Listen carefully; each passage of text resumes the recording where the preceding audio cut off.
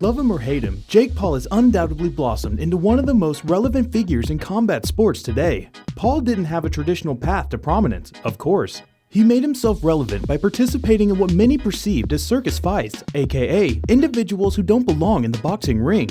But make no mistake, at this point, we can call Paul more than just a YouTuber, he's a fighter. Anyone who disagrees is just downright hating.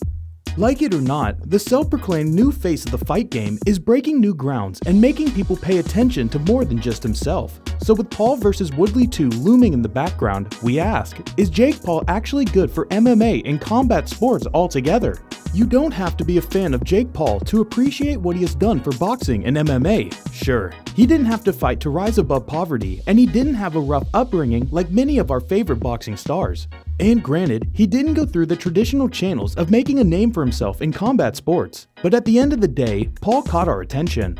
Paul's events have always been successful. His bout against former Bellator and one championship welterweight champ Ben Askren reportedly raked in 1.5 million pay-per-view buys, while his showdown with ex-UFC welterweight champ Tyron Woodley generated approximately 500,000. The YouTube sensation also has multiple millions of subscribers and followers across his social media platforms. Why is that relevant? Because that means millions of people who otherwise won't watch boxing or MMA are being exposed to combat sports through Paul's fights.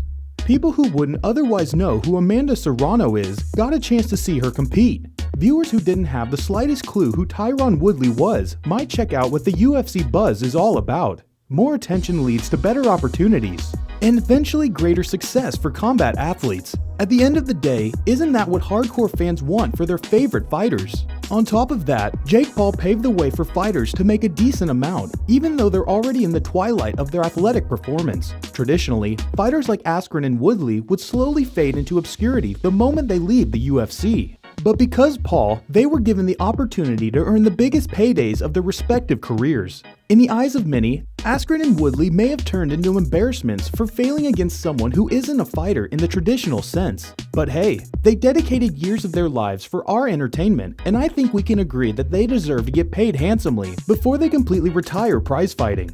When you think about it, Paul helped some fighters he didn't even fight get paid. Thanks to the newfound interest in the boxing versus MMA trend, UFC legends like Anderson Silva, Vitor Belfort, and Tito Ortiz are still making a killing in their mid to late 40s.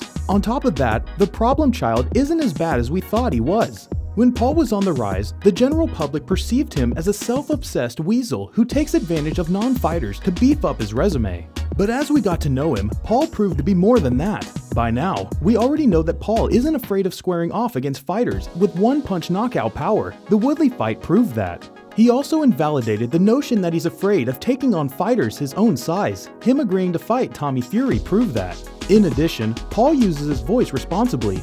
Every time he gets the opportunity to speak up about the dire state of fighter pay, he takes it. When he gets the chance to sound off on bullying, he does it. So again we ask, is Jake Paul good for the MMA? Without a doubt he is, and hopefully we can learn how to be more appreciative of what he has contributed to the sports we love.